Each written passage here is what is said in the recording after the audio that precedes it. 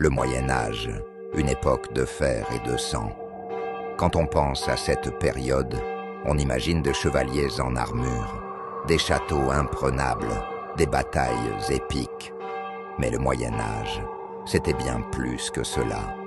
C'était aussi une époque de peur, de famine, de peste et de foi inébranlable.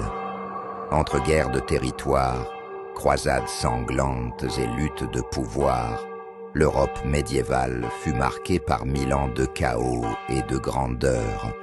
Mais que se cachait-il vraiment derrière les murailles des châteaux et les récits héroïques des chevaliers?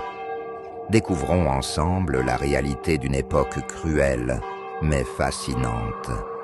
Imaginez un monde sans route goudronnée, sans lumière artificielle, où la nuit tombait comme une chape de plomb. Au Moyen-Âge, la plupart des habitants étaient des paysans, vivant dans de petits villages de chaumières, en bois et en torchis. Leur quotidien était rythmé par les récoltes, les saisons et la peur. Peur des invasions, peur des famines, peur des maladies. La vie était rude et courte. Espérer vivre au-delà de 40 ans était déjà un exploit. Pendant que les paysans travaillaient dur la terre, les nobles vivaient dans leurs forteresses, profitant des taxes et corvées imposées aux plus pauvres. Et pourtant, malgré cette dureté, la société médiévale était organisée selon un ordre bien précis. Au sommet, le roi et les seigneurs, suivis des chevaliers, puis des paysans et des serfs. La religion occupait aussi une place centrale. L'Église dictait les règles de vie, promettant le paradis à ceux qui obéissaient, et l'enfer à ceux qui osaient défier son autorité. Les seigneurs dominaient les campagnes depuis leurs châteaux. Ces forteresses n'étaient pas seulement des demeures, mais de véritables machines de guerre.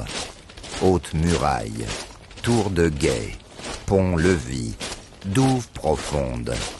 Chaque détail avait un rôle défensif. En cas d'attaque, le château devenait un refuge pour les habitants des alentours. Les ennemis pouvaient assiéger la forteresse pendant des mois, espérant affamer ceux qui se trouvaient à l'intérieur. Les seigneurs, eux, passaient leur temps à festoyer, à conclure des alliances, mais aussi à craindre les trahisons. Car au Moyen-Âge, les guerres ne venaient pas seulement de l'extérieur. Les conflits entre voisins, les luttes de pouvoir entre nobles et les trahisons familiales faisaient aussi rage. Derrière les lourdes portes en bois des châteaux, les complots et les intrigues étaient monnaie courante. La guerre, elle était partout. Les batailles médiévales n'étaient pas seulement des affrontements de chevaliers nobles et courageux. Elles étaient sanglantes, brutales, impitoyables. Les chevaliers, protégés par des armures d'acier, chargeaient à cheval, lançant leurs lances avec une puissance dévastatrice. Autour d'eux, des milliers de fantassins, armés de piques, d'épées ou simplement de fourches, se battaient pour survivre. Les archers, souvent redoutés, pouvaient renverser le cours d'une bataille en décimant des armées entières avant même le contact. Mais les armes de siège étaient les plus terrifiantes. Catapultes, trébuchets et béliers transformaient les murailles en gravats. Les assauts duraient parfois des semaines, avec du feu grégeois, de l'huile bouillante et des projectiles enflammés semant la panique dans les rangs ennemis. Pour les paysans, pris entre deux armées, c'était l'enfer. Leurs terres étaient brûlées, leurs maisons pillées, et beaucoup étaient réduits en esclavage. La guerre au Moyen-Âge ne laissait que ruines et désolations derrière elle. Les croisades marquèrent profondément l'histoire du Moyen-Âge. À partir du XIe siècle, des milliers de chevaliers quittèrent l'Europe pour Jérusalem, dans ce qui fut présenté comme une guerre sainte. Pour l'Église, il s'agissait de libérer la Terre sainte. Mais pour beaucoup de seigneurs, les croisades étaient aussi une occasion de s'enrichir, de conquérir des terres, ou simplement d'obtenir gloire et prestige.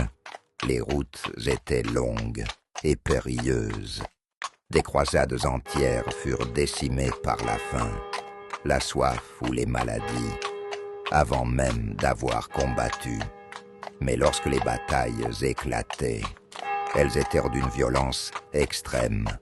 Les croisades laissèrent derrière elles des millions de morts, mais aussi un échange culturel. L'Europe découvrit de nouvelles sciences, de nouvelles épices et des influences qui allaient changer son avenir. Pourtant, ce choc de civilisation fut avant tout marqué par le sang et la douleur. En 1347, l'Europe est frappée par son plus grand cauchemar, la peste noire. En quelques années, près d'un tiers de la population disparaît. Les rues se transforment en cimetières à ciel ouvert. Les familles entières meurent dans la douleur et l'horreur. Les médecins, impuissants, portaient des masques en forme de bec d'oiseau, remplis d'herbes censées les protéger des miasmes. Les prêtres multipliaient les processions, mais rien n'arrêtait le fléau. La peur et la superstition dominaient. Certains pensaient que la peste était une punition divine. D'autres accusaient des minorités, déclenchant des massacres. Le tissu social et économique de l'Europe fut brisé. Villages abandonnés, champs en friche, commerces paralysés. Le Moyen-Âge ne fut plus jamais le même après cette tragédie. À la fin du Moyen-Âge, les vieilles structures s'effondrent. Les châteaux, autrefois invincibles, tombent face aux canons et à la poudre à canon. La guerre de 100 ans déchire la France et l'Angleterre, marquée par des figures légendaires comme Jeanne d'Arc. Les armées changent de visage.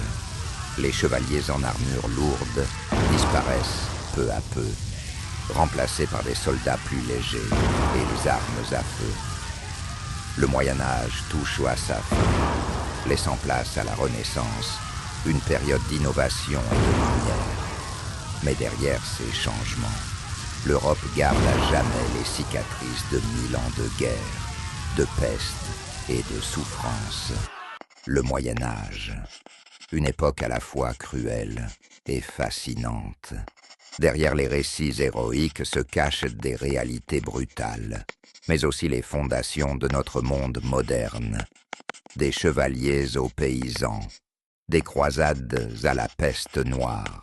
Cette ère a marqué l'histoire à jamais. Peut-être que nous avons quitté le Moyen-Âge depuis longtemps, mais ces légendes, ces châteaux et ces ombres continuent de nous hanter encore aujourd'hui.